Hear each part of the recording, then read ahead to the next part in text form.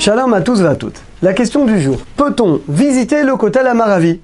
Vous voulez visiter le Kotel, aller prendre des photos, vous promener, est-ce qu'on a le droit? Alors il y a des très beaux textes, notamment dans le Midrash Shir HaShirim. Le Midrash nous dit que Léolam en Ashrina Zazam et Kotel Amaravi. La présence divine n'a jamais abandonné le Kotel Amaravi, bien que le temple est détruit depuis déjà presque 2000 ans. Le Midrash nous dit également que Hachem a juré que ce mur-là, il ne serait jamais détruit.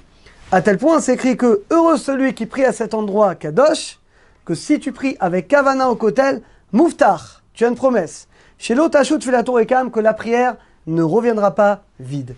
C'est-à-dire le meilleur endroit au monde pour prier, c'est le Kotel Amaravi. Et c'est pas pour rien que dans le monde entier, les Juifs, que tu habites en Israël ou en dehors d'Israël, tout le monde prie en direction du Kotel Amaravi. Alors, d'où vient d'abord cette sainteté? Le temple, il a été détruit déjà depuis presque 2000 ans. Comment on peut dire que c'est finalement l'endroit le plus saint d'Israël? Alors regardez c'est ainsi que va trancher le Rambam Maïmonide dans Ilchot HaBechira, les lois du Beth Amikdash, dans le 5e chapitre. Le Rambam, il a un langage qui est assez incroyable. Regardez ce qu'il dit. Gdusha Rishona, vous savez, quand Shlomo Améler, le fils de David, c'est lui qui va construire le Beth Amikdash. Eh bien, la Gdusha du Beth Amikdash, Veyerushalayim, Kitcha Leshaata, donc elle a été sanctifiée quand ils ont construit le temple. Vekitcha Latilavo, mais elle est sanctifiée pour tout le temps.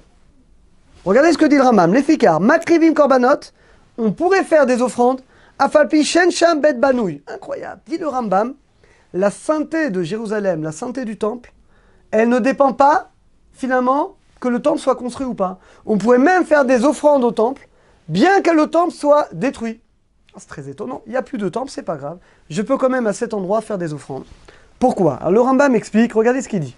Gdusha Rishona, la Gdusha de Jérusalem et du Beth Amikdash, Bam Ashrina, elle vient de la présence divine. Et la présence divine, elle ne s'annule jamais, parce qu'on a une promesse que la présence divine restera toujours à cet endroit. Et bien de même que la présence divine, elle ne s'annule jamais, et bien la sainteté de Jérusalem et du Beth Amikdash, elle ne s'annulera jamais. Alors ce Rambam, il est extraordinaire, ça nous dit le Rambam en une phrase, qui est le temple ou pas, ça ne change rien à la sainteté. Il y a le même niveau de Kedusha.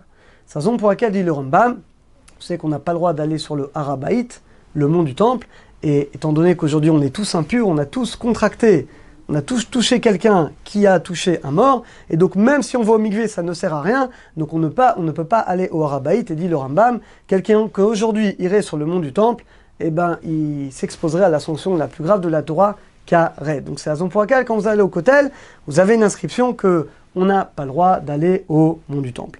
En tout cas, au Kotel, ce qui nous intéresse d'aller au Kotel, évidemment, il n'y a pas de problème, il n'y a pas besoin de se tromper pour aller au Kotel, parce que finalement, c'est le mur qui était extérieur. Et comme c'est le mur extérieur, c'est pas l'Azara, donc on peut, même si on ne va pas au mikvé, même si quelqu'un il est impur, ou une femme elle est nida, il n'y a pas vraiment de problème, on peut aller se recueillir, prier au Kotel. Maintenant, est-ce qu'on peut aller visiter le Kotel? Alors là, on a déjà un problème. Vous savez que même les synagogues, c'est écrit dans Gemara, dans Megillah, page 28b, et c'est ramené dans Shranan, qu'on ne peut pas se promener dans une synagogue. On ne peut pas, il pleut, je vais m'abriter dans une synagogue, je n'ai pas le droit. Eh bien, le temple a plus forte raison. C'est Rimigdashi Tiraou. Vous craindrez mon sanctuaire. Alors le Rambam, le même Rambam, il dit c'est quoi de craindre le sanctuaire? Bah, c'est par exemple, bien entendu, on ne peut pas aller visiter, on peut pas aller au temple si ce n'est pas pour une mitzvah, pour prier, pour faire une mitzvah. On ne peut pas aller visiter. Donc imaginez quelqu'un, il veut aller au Kotel juste pour prendre des photos. Il veut faire un beau portrait avec le Kotel derrière lui. Il va amener un super photographe et il prend une photo. C'est assourd. De même qu'on ne peut pas aller dans une synagogue pour faire des visites, on n'a pas le droit. Eh bien là également, on ne peut pas. Par contre, ce qu'on a le droit de faire, comme on fait, tu vas prier, tu vas te recueillir, et à la fin de la prière, discrètement, tu vas prendre une petite photo. Là, tu as le droit. Mais si tu vas uniquement au Kotel pour finalement faire des balades, là, évidemment que dans ce cas-là, on n'aura pas le droit. C'est l'occasion de rappeler, nous dit le Rav Yosef, l'obligation de Gdusha qu'on a quand on va au Kotel. C'est l'endroit le plus kadosh, évidemment. Le plus kadosh, c'est la Gdusha du Beth Amikdash. Beaucoup plus que dans des synagogues, toutes les synagogues et tout le Beth Amikdash. Donc bien entendu, la sniout pour mesdames, pour messieurs également. Évidemment, on doit être couvert. Des fois également, ça fait de la peine. On voit des gens devant le Kotel, ils parlent au téléphone, comme s'ils étaient dans la rue. Si déjà dans une synagogue, tu ne peux pas parler au téléphone, Kalvachomer quand tu es dans l'endroit le plus saint devant Akadosh Borou. Donc, Bezrat Hashem, il faut rappeler la Gdusha. L'importance que quand on va au Kotel, tu es devant l'endroit le plus saint, la Gdusha du Beth Amikdash. Alors évidemment, ton téléphone il est éteint, tu parles tout doucement, tu pries envers Akadosh Baruch Hu. On ne peut pas manger, on ne peut pas boire, même les gens qui font des bar mitzvot, des smachot là-bas, des mariages, tout ce que vous voulez, on ne peut pas manger, boire là-bas, on le fera derrière. D'ailleurs, ils ont construit un petit endroit derrière, on peut manger, mais même, donc on ne peut pas manger dans l'enceinte du kotel. Alors Bezat Hashem, qu'on ait le mérite de toujours garder la Gdusha du kotel, et que grâce à ça, Bezat Hashem, on méritera cette bracha, que les prières qu'on fera là-bas, eh bien nos prières Bezat Hashem seront toutes exaucées. À très bientôt à tous, et qu'on soit zoché de se revoir très bientôt avec le 3e Beth Amikdash. Très bientôt, Bimira, Be'amenu, Amen, V'Amen.